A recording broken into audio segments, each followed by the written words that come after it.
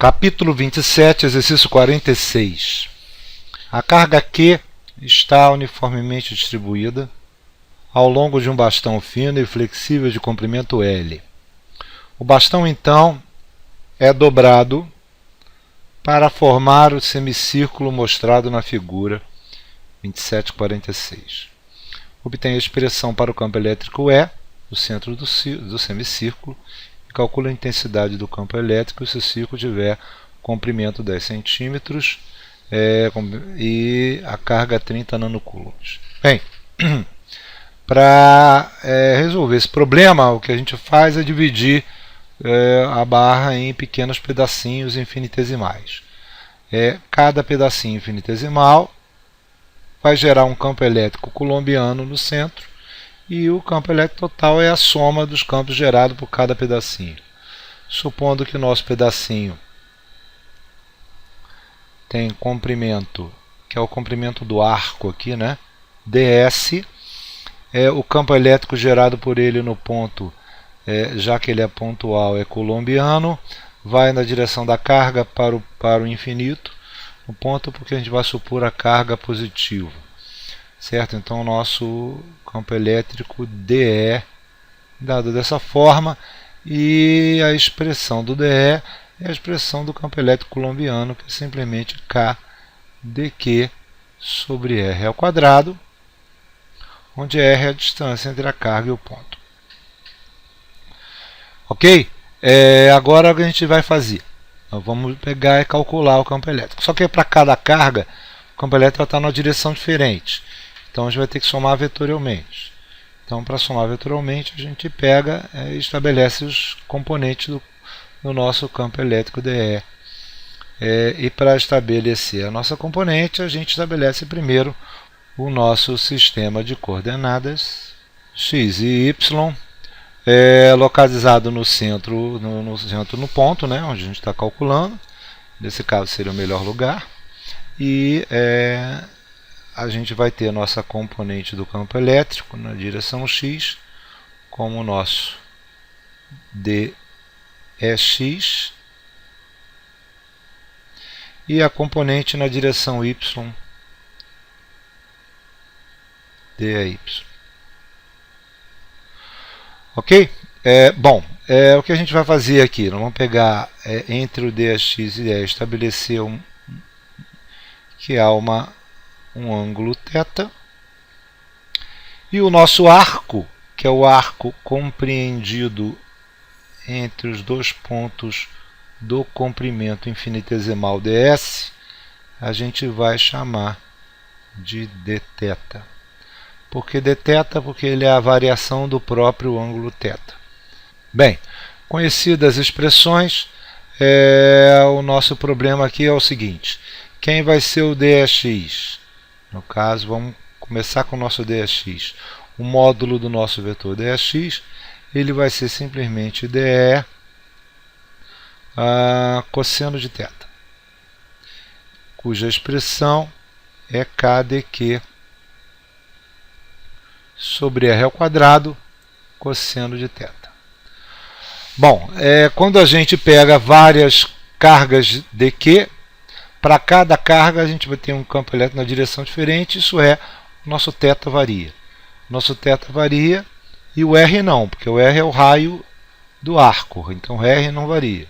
O R é constante e o nosso θ é quem varia. O que a gente precisa fazer? Estabelecer uma relação entre dQ e θ. Então, e essa relação dQ e θ é bem simples. A gente vai considerar o nosso raio, arco ds como R dθ. Por quê? Porque isso aqui é, na verdade, o conceito do ângulo em radianos. Quer dizer, o radiano é um número de raios que compreende um determinado arco. Então, por exemplo, se eu tenho um arco de 1 radiano, quer dizer, o arco é do tamanho de um raio.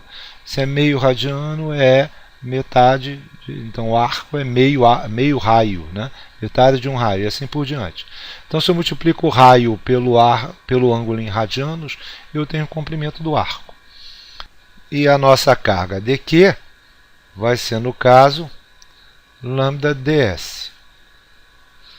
certo? Onde ds é o arco do comprimento do dito cujo. Então, a gente vai ter então nosso dq igual a lambda r dθ, já que ds é r dθ, e a gente agora conseguiu relacionar a carga com o ângulo θ.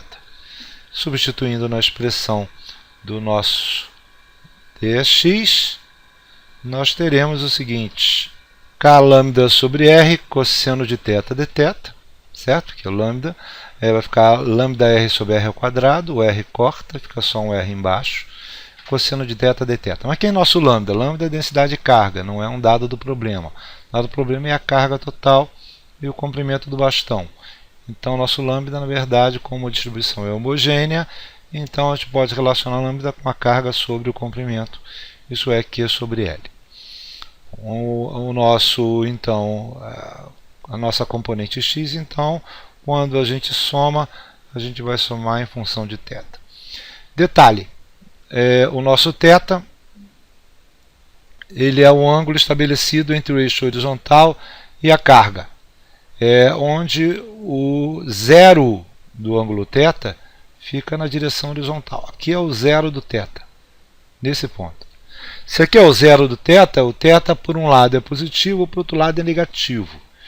Então, o nosso limite de integração vai ser o quê? De menos π sobre 2 a mais π sobre 2, já que o zero, o ângulo é esse. Se a gente estabelecesse, em vez desse ângulo, eu estabelecesse esse aqui, por exemplo, vou chamar de alfa, o alfa seria este ângulo aqui, alfa, certo? Eu aqui, em vez de cosseno no x, eu teria seno. Então, aqui seria seno de alfa, d alfa. A expressão é a mesma, só que é seno. E o limite de integração seria, agora o zero do alfa já é no extremo da barra. Então, nosso limite de integração seria de 0 a π.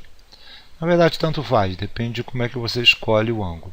Como eu escolhi esse θ, então o nosso limite de integração é de menos π sobre 2 a mais π sobre 2.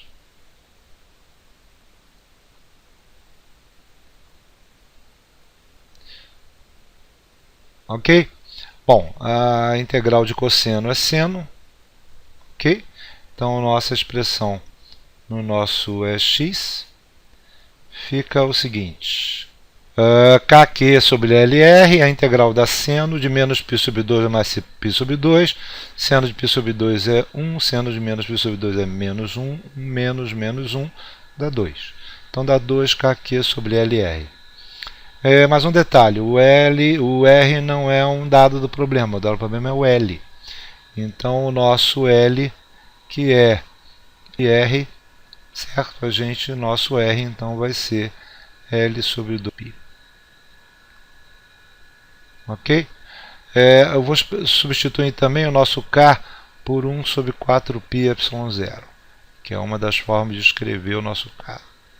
Certo?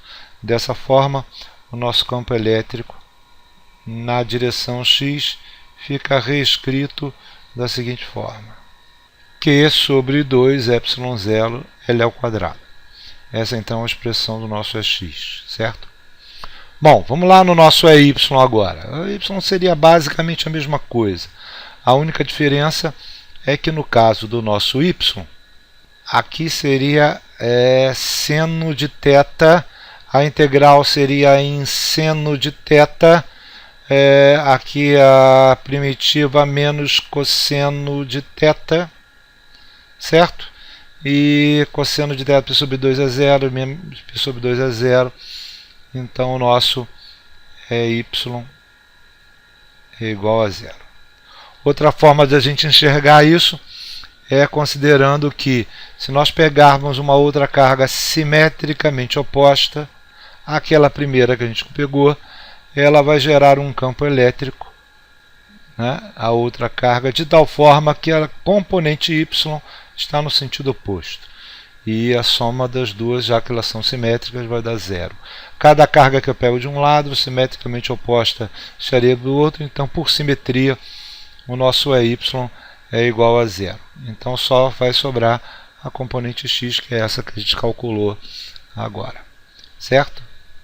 Bom, no item B ele está pedindo só que a gente substitua por alguns valores. Para L igual a 10 centímetros e carga 30 nanocoulombs. Assim o nosso campo elétrico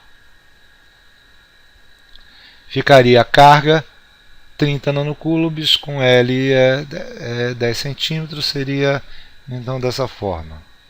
O valor da carga 30 nanocoulombs, isso é 30 vezes 10 a menos 9, dividido por 2 vezes o valor do ε0, 8,85 vezes 10 a menos 12, vezes 10 vezes 10 a menos 2, que são 10 centímetros. Então são 10 vezes 10 a menos 2 metros ao quadrado, que é o L ao quadrado. Então essa conta fica 1,7 vezes 10 a 5 newtons por coulomb, é o valor do campo elétrico na direção x, que é o campo elétrico total do nosso problema. É isso.